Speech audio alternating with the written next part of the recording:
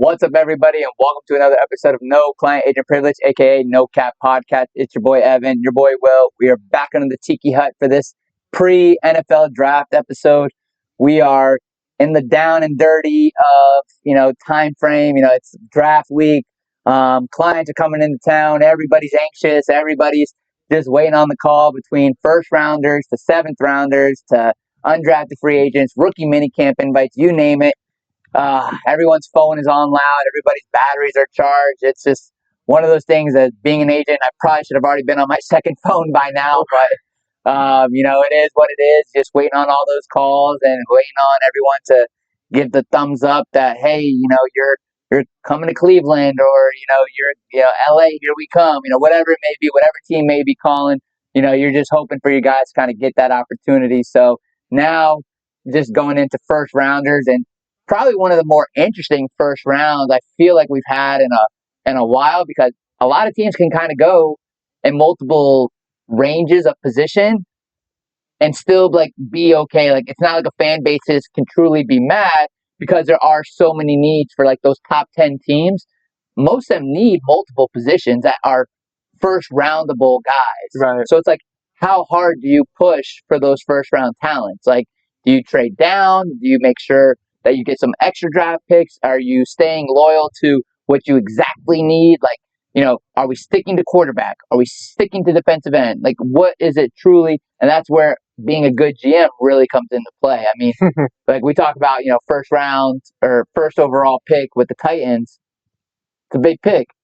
It's a generational pick if you do it wrong, and in good ways and bad ways. So it's like, if you don't take Cam Ward, and Cam Ward goes to Cleveland or even New York, and he goes on a generational run, Tennessee is going to kicking yourself. Yeah, I mean, that's how you look at it. I mean, there's obviously, of course, there are always busts. There are always guys that just don't pan out. There's guys that get drafted late. Yeah, I mean, it could be your Tom Brady's of the world, are the 6th, 7th rounders that just work harder than your first, second, and third guys. I mean, it really, again, the draft is unpredictable. I mean, I talked to even our NFL liaison, Jacoby Ford, last weekend, and it was one of those things where it's like, he didn't know he was getting drafted by the Raiders until they called him. Like, the static is so quiet during this time frame. You really don't know where you're going to go in the draft until that team has literally called you and said, hey, look, we're taking you at number 143. Congratulations, you're Denver Bronco. Great. It's like Christmas. Literally, you hope Santa calls. You hope Santa shows up, right, with all your presents. That's literally the best way to explain it, because you really don't know. I wouldn't even say, not to say that Cam Ward doesn't know, because, like I said, anything can happen on draft day. And I think Lamar Jackson thought he was going to go a lot higher than I agree. And Ray Lewis as well, a national champion, Heisman caliber players. You think you're going this high, you end up going lower. Guys get drafted before you, and you're just like, that guy got drafted before me? Like, okay, I'll remember that. Right. And that does, leave a chip on a lot of guys' shoulders. It's just, I guess, now, like this draft specifically, there's a lot of guys that kind of know that they're going to get taken early. Like Abdul Carter. Yeah. Travis Hunter. Right. Cam top Ward, 5 guys. Right. You're a top 5 guy. Right. And it's just dependent on where the team sits that day, is that GM's decision as to who they go with. Right. Like, it is a very, very moment of decision. Like, that decision is just made in the moment. I mean, I'm sure there are discussions. As much planning as you do. As much planning and as much effort that your scouts has put in, your front office has put in, your coaches have put in. All that stuff is, not to say out the window on draft day, but the GM's going to do what the GM wants to do. Right. I mean, obviously, the owner, you listen to them. If the owner says take a quarterback, you're probably going to take a quarterback. If the owner says, hey, look, if you don't think that quarterback's the guy, if you don't believe he's going to be a generational type player or going to change our franchise, don't pick him. It is kind of one of those things where a lot of things can be made and said that changes a GM's position or decision making. Yes. So, again, to this point, even as an agent, my guys, I'm just hoping for those calls. I'm hoping that it comes to fruition. I'm hoping I'm hoping everybody gets a rookie minicamp invite. I'm hoping everyone gets a shot at what their dream and what they've worked hard for. So again, who gets that shot? How many guys are actually going to get that call? I hope all three of them. Right. You know, I hope Virgil does. I hope Marlon does. I hope Jerome does. You know, I really, I push the issue every pro day. That's why I show up to get in front of these scouts and let them know, look, these are guys are ready to rock and roll. Just give them a shot. And that's really, during this time, I hate to be the guy or the agent to be like, yo, I haven't heard anything. That's just it. It is what it is. Mm-hmm. It's part of the industry. It's like, unless you have that, everyone's getting ready. I don't know. Have you seen Draft Day? The movie? It's kind of funny because it is kind of accurate. It's theatrical accurate. Like, yeah, like you're talking to the guys that you're thinking about taking first round, and like, you're trying to get them on the phone, get their last minute. Like, he's like calling Bo Callahan, the quarterback that's supposed to be this generation. Hey, Bo, how important is winning to you? And he's like, oh, well, winning's everything, And he's like, yeah, I'm glad you said that. And like, I got like, okay, like, a little bit theatrical, right, but like that wasn't necessarily needed of a call. But I understood what he was trying to get at. Right. But again, do those calls happen? I'm sure there's a GM out there that has been like, damn, does this kid really love football? Like, let's just call him and let's just get him on the phone here just before draft. Just want to hear him say it. Yeah, exactly. Like, do I think that actually happens? Probably not. But I guarantee there has been a GM that has done that. Yeah. And be like, wait, one more call. Like, we're not going to draft you. Just hold on. It's like 4 hours before the draft. Like, let's get him on the phone just to make sure. Like shit. I'm sure shit like that happens all the time. Like I said, the draft is unpredictable. We don't know where anybody's going to go. You think you do. You think you know this. Now, don't get me wrong. Predictions are definitely more favorable because there's so many people talking. Like, it's not like 20 years ago where it's like, even AI is making predictions now. Yeah, I know. Who's going to go where? But it makes the most sense with regards to why you take this guy, why you take that guy. I think our analytics and ability to understand data and football, even for the Joe Schmo, like, you're able to see all these reports and then kind of comprehend, even though you didn't watch Cam Ward throughout college, but you watched him play this last season. Right. You know what I'm saying? Like, you haven't seen how dramatic of a progression he's made from a quarterback perspective. Mm-hmm. Like, if there's anybody to be drafted first overall, it's him. Not Especially because if you need a quarterback. You were talking about a guy that went from 0 stars out of high school, changed his entire game to become one of the best in college. How much better of a progression do you want out of a kid? A 0 star to a first overall pick. That's momentum right there, too. Exactly. Keep it going. Yeah, why not take him at first and let that mojo, especially on a team like the Titans, who don't really have much going for them anyway. Not really. So it's good from a development standpoint. That Oilers jersey, that number 1 Ward jersey, will sell like hotcakes. Number 1 Ward, that thing will sell like crazy. If I'm an owner, I'm just drooling at the mouth just to see the revenue on that. Like that Ward number 1 Oilers jersey. Oh my! Woo! It's gonna do Cam Newton numbers on that thing. Holy cow! Like, I'm telling you, if they don't, that's a shame on Tennessee. Yeah, shame on Tennessee. Because I'm telling you what, that number 1 with Ward on the back and the Oilers blue. Woo! Woo! Oh man, might have to get you one of those. I don't know. That's a nice number, but I think I'd take somebody else if somebody else is on the team. Right. So, but that's what it comes to. So absolutely. But I think probably one of the most interesting picks or top 10 guys or top 10 teams, I think it's the Raiders. Yeah. There's so many needs, but there's so many options. Like, at number 6, you have so many opportunities to take so many game-changing guys, whether it's McMillan from Arizona, Genty from Boise State, or, I wouldn't say dark horse, but like one of my favorite quarterbacks, Jackson Dart. Right. You talked about that, I guess, maybe about a month ago now on the show, saying that, even with the addition of Geno Smith, it's great. You still might want to go and get Jackson Dart, although pairing Genty right off the bat with Geno kind of allows you to see what you have with Geno and kind of fall back on a really prolific running back, or at least a prolific college running back. Right. So maybe they're good at the quarterback position. Maybe Yeah. they are.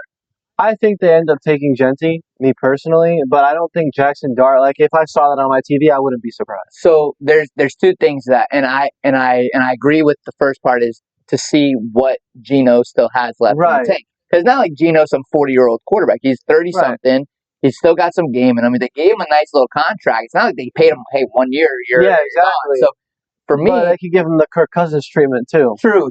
And that's the other thing is, could that definitely happen? It definitely could with Yeah. a quarterback like Dart, like what he just did in the SEC. Like, don't get me wrong, He like had his moments. I think the Bad ability, moments. yeah, bad and good. But Right. again, do you just sit him and let him just, they're not calling for Kirk like they are or what like they were when they were calling for uh the Washington State or Washington kid on the on the Falcons, the quarterback. Oh, Penix? Penix, yeah. Yeah. God, I just blanked so hard Gotcha. on that. Yeah, no, But you're good. Penix, yeah, but they were calling for Penix because they wasted a first round draft pick on him. Well, I should say waste, but they spent the first round draft pick on him. Invested. But they also paid Kirk Cousins, so that didn't make sense to me.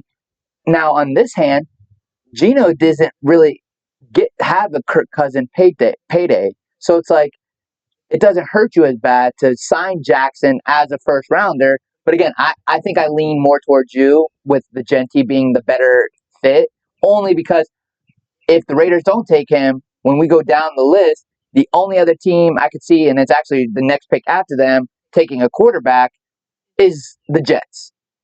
Yes. But here's two things. The only quarterback that has any experience, I believe, in the Jets locker room right now is Justin Fields, because Jordan Travis didn't play last year, and there's no A-Rod. Right. So I don't really know if I want to bring another rookie in to sit behind Justin Fields and Jordan Travis, where Jordan hasn't played in a year because of the leg. Justin Fields also isn't like it's not somebody I want him to replicate. Yeah, I don't want my rookie to replicate what he's I'm done. not saying that he's bad necessarily. No. Like he got a terrible deal in Chicago. Yeah. Like it just wasn't the right fit for him, and it's not his wasn't fault. the right time either. Yeah, no. And again, for me, I look at it like I don't blame Justin for wanting to get out of there after everything that happened. Like I was like, I'd be probably, if I was his agent, I probably would have told him, look, man, this isn't you. This is the organization. Like let's take a step back real quick and let's just see what our options are. Like, yes, he didn't progress. Yes, he didn't have, the first round, draft pick mindset with regards to getting better each year. But there was also a lot of pieces missing to kind of help that mindset, to kind of get him better with an offensive line, a defense, maybe some help on, the offensive side. So I agree, like it's a lot. But then as soon as they draft Caleb Williams, they're getting pieces moved. They got this, that, and the other. Right. It's just a lot of stuff to help Caleb Williams. So for me, that's kind of what bothered me about the whole Justin Fields situation. Again, didn't really do anything in Pittsburgh either. I don't know. I mean, again, Jackson Dart doesn't go first round. I think a team like the Raiders, they might even trade up to early second round pick to kind of snag him, because then it's like you're saving yourself $13 million, $20 million almost in signing bonus.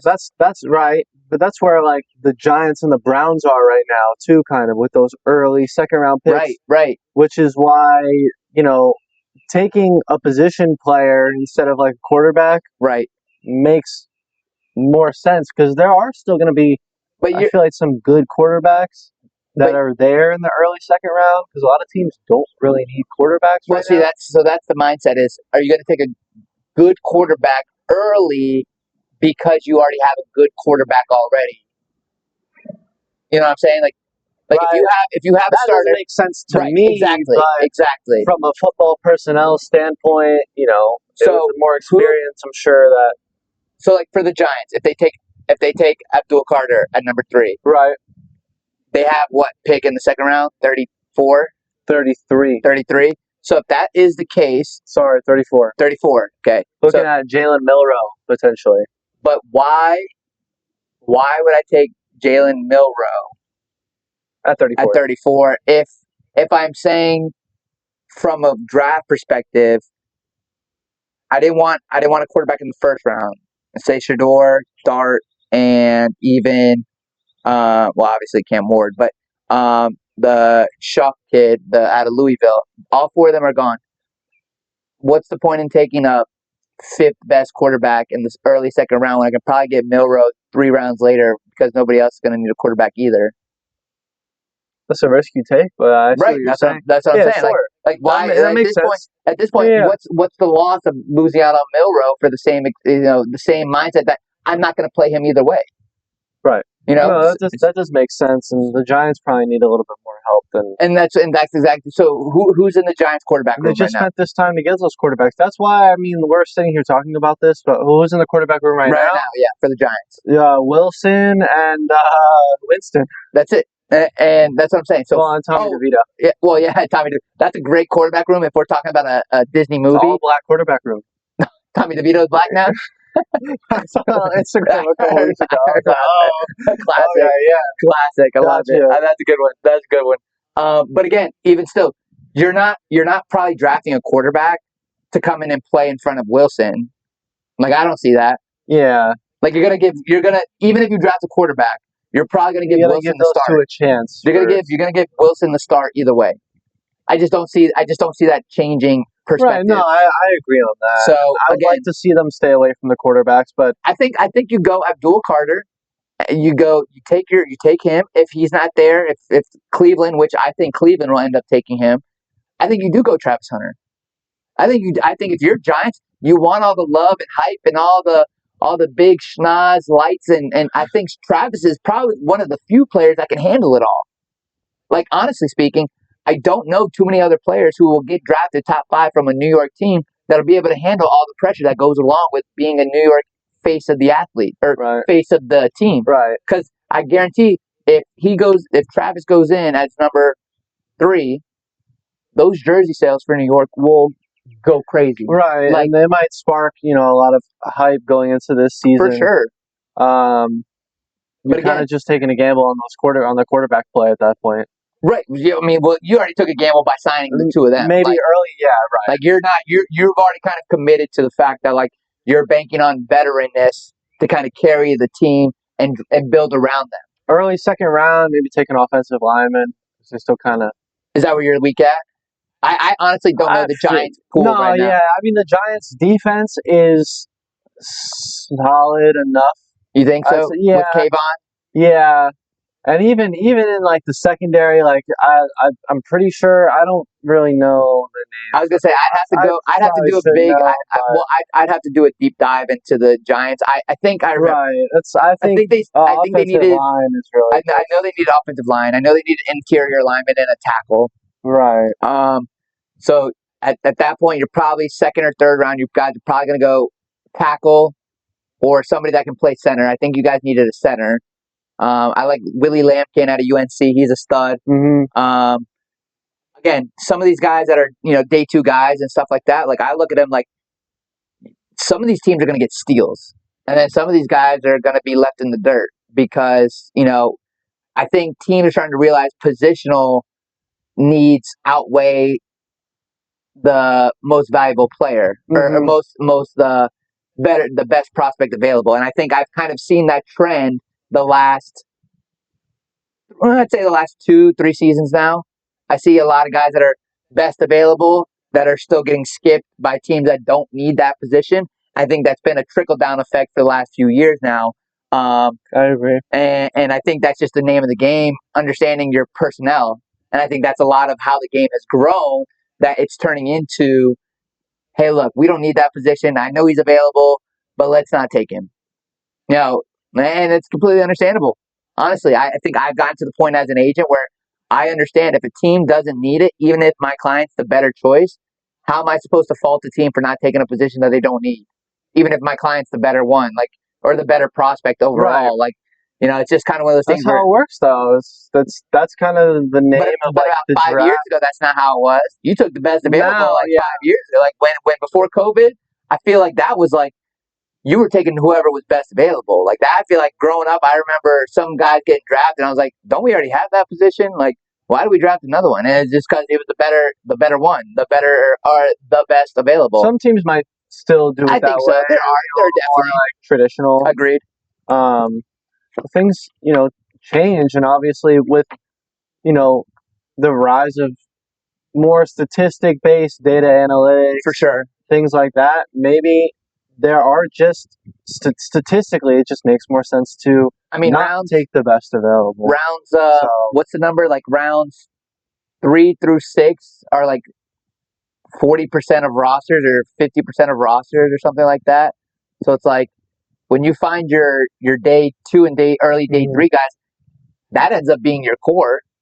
So it's like your late day 2 and your early day 3 guys are probably the guys you end up leaning on the most with regards to your core values of a team. So it's like for real, like when you talk day 1, it's like you want them to be your star, you want them to be the face of your franchise. Great, love that. Hopefully they pan out. But and at the actuality of it all, come day 2, end of day 2, those mid third rounders, late third rounders, early fourth and fifth rounders, those guys end up being the ones that you count on the most to kind of glue everything together. Right. So, again, we talk first rounders and stuff, but at the end of the day, those guys who are day 3 or day 2, day 3 guys end up being, who you lean on to build the team around. So, who knows where some of them end up being, with regards to, this draft. I feel like there's a lot of question marks on a lot of these quarterbacks. Does Shador go top 3? Is that still a possibility? Does he go to the Raiders and sit behind Geno, but has Tom Brady to kind of lean on? Like, it's just so many questions. I honestly don't know. Saints maybe. Well, Saints need a quarterback now, so yeah. I don't know what the Saints could be. Shador. Yeah, see, my thing is I don't know where the Saints are leaning on quarterbacks now in general, because they probably did not have probably didn't even look at a quarterback for the last 4 months now until last month when the Derek Carr thing came out. So to get a draft profile made up and kind of get your mindset ready to draft a franchise-changing quarterback, because now you have to go either first or second round. You don't really have a choice. Either you take one in the first or you take one in the second. You don't have a choice. So if you're the Saints, you better figure it out. You better figure it out quick. Right. There is no. Oh yeah, we'll just wait on it.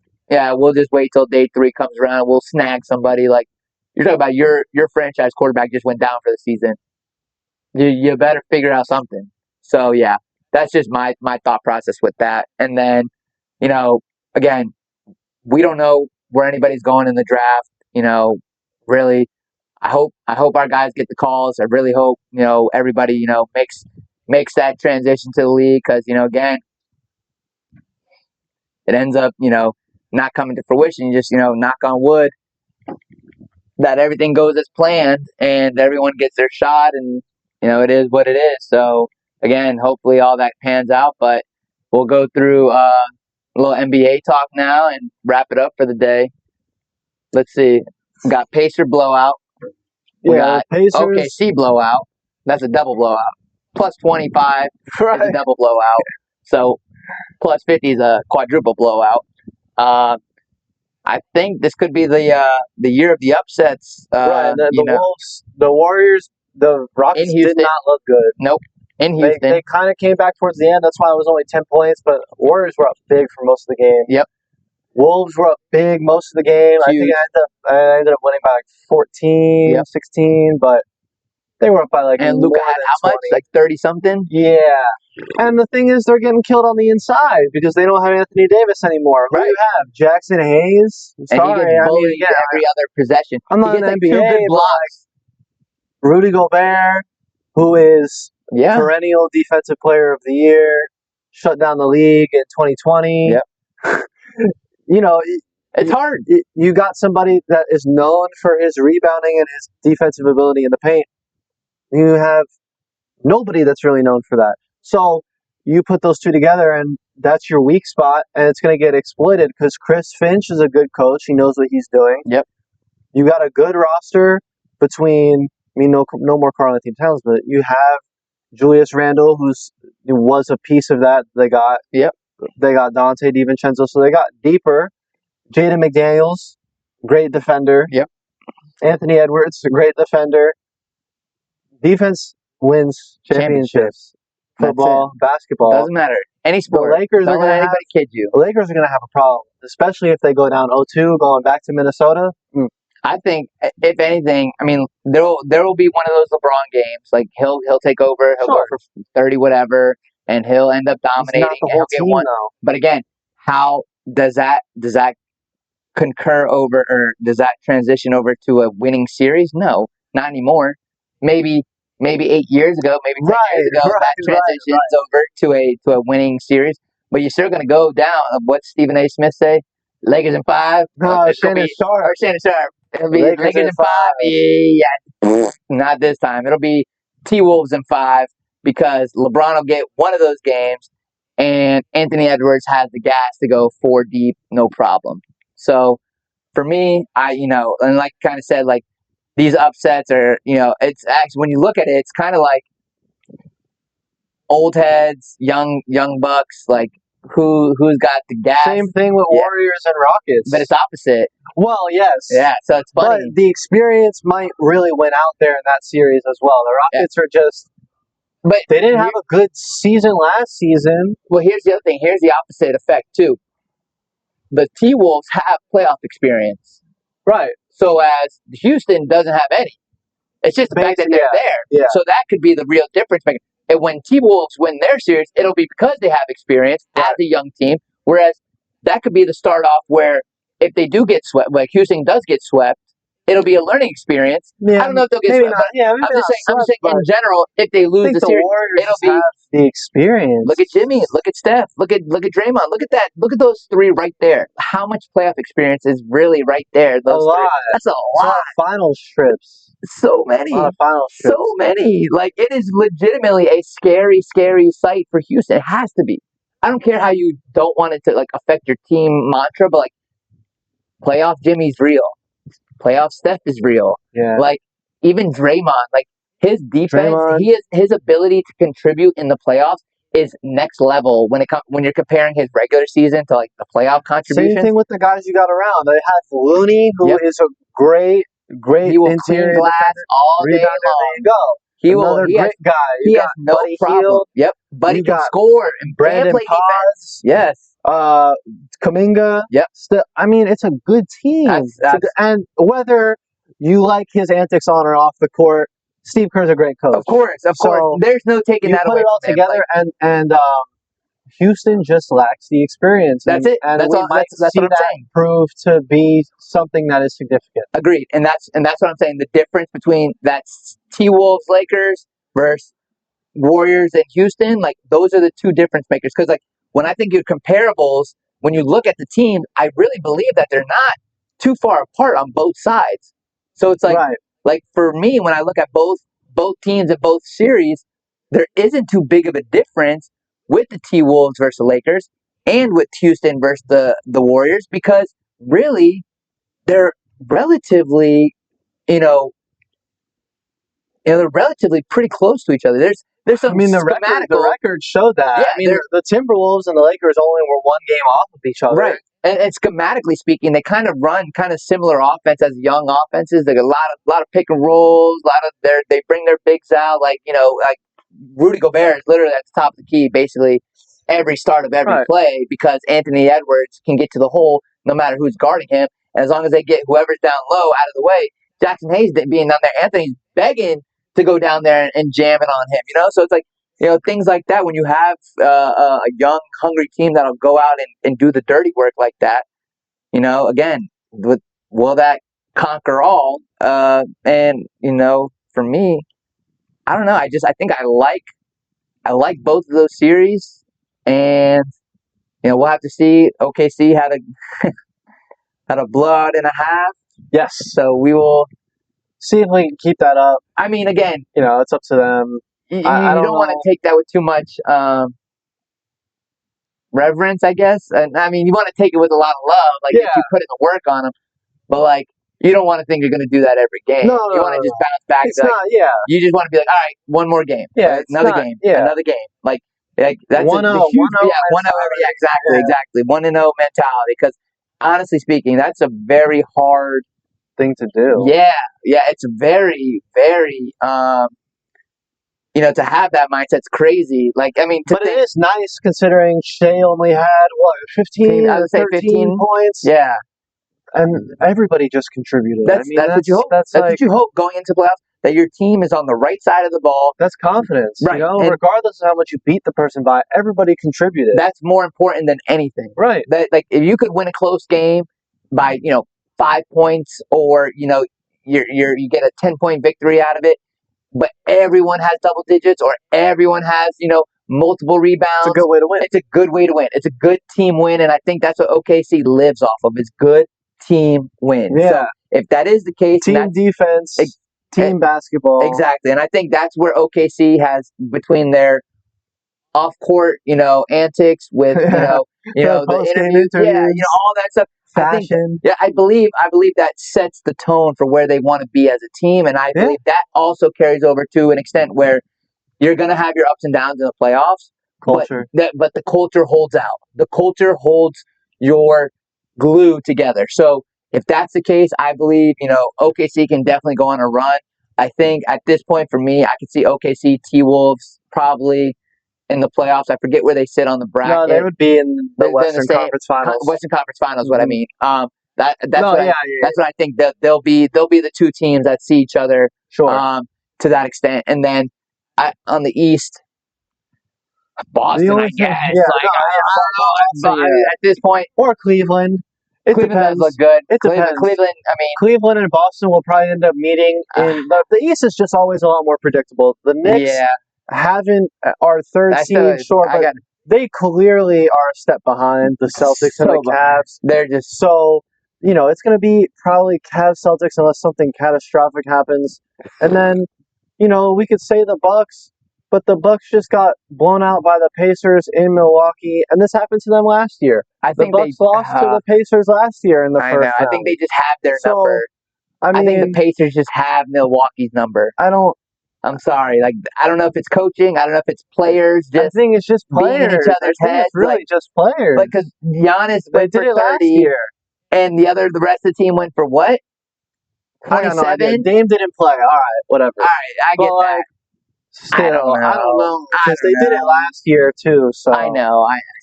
For me, I look at it. It's just one of those things in sports. When you just have a team's number, it's got their number, man. It's sad, but it's not. I mean, it's frustrating. It's got to be. Yeah, as a Milwaukee fan, Christian's got to be just kicking himself up there. He's got to be sitting at those games, being like, "Why can't we beat these guys?" Oh God. So I mean, I don't know. For me, I think I agree with a team has a team's number sometimes. It's like the Patriots and the Bills, when Brady was on the team, or the Chiefs and the Bills. He just have their number. They just know what's coming. They know how to beat it. They know how to stop whatever it is you're going to try to change. Whatever changing coaching strategies you have, it doesn't matter. Right. We're going to beat that. Right. And that is what it is. I guess when you're. It's the name of the game. Yeah. Be better than their changes. And that's really, again, for me, I look at it from a coaching aspect. Sometimes I'm just they changed this, that, and the other, and they still lost. They went and got this guy, that guy, and the other guy to beat them in the playoffs, and they still lost. What else can you ask for from a team's perspective? So like I said, he might just have your number, boss. Yeah. See you next year. Yep. See you again next year. Same time, same place. Right. We'll see you in 5. Right. Yeah. That's all I can say. Man. I mean, the NBA playoffs, like you said, the East is a little bit more predictable. The West is going to be entertaining. Yes. I think so. And we'll see what ends up happening. We're only into round 1, so it's gonna be game 2 come on.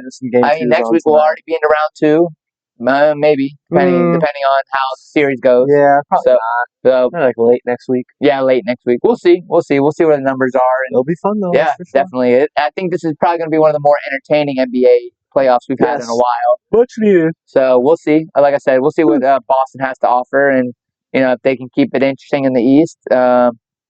At this point, find it very difficult for either one of them. I mean, I like Cleveland and where they're going too. It's pretty interesting to see how good they are too. I mean, I did not see. No, nobody was really expecting it. I don't think.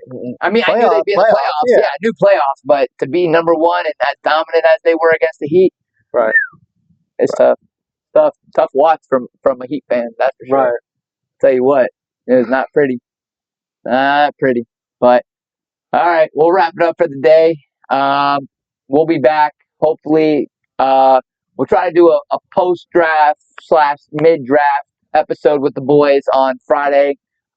Get their perspective on how their life has been since pro day, and kind of give you guys an inside look of what a player's mindset is between pro day and finishing off their college career to draft time, where where we're going to be sitting on Friday night just watching guys get drafted. I feel it's like a little bit of a tough watch at the same time. Like as a player, I mean, you see some guys that you probably think you're better than, or you probably think, hey, I'm better than that guy. And I feel like I'm not saying that my guys have to watch it, but I can understand from my competitive ass if I know somebody gets drafted before me and I know I'm better than, or I'm more athletic than, or my pro day numbers were better, my draft is, or my skill set was better, probably pissed me off a little bit. I'm not gonna lie. So I can see it from their perspective. I'd like to hear what they have to say about it, and kind of see what they have to say. Right. See the mindset of a guy who knows they're not gonna get drafted, but sees guys getting drafted are like, what? We played them and we beat their ass. Fire starter. Yeah, exactly. So it is what it is, but another episode in the books. Thank you for joining us. Your boy Will, your boy Evan, and we'll see you next time for No Client Agent Privilege, aka No Cap Podcast. Peace.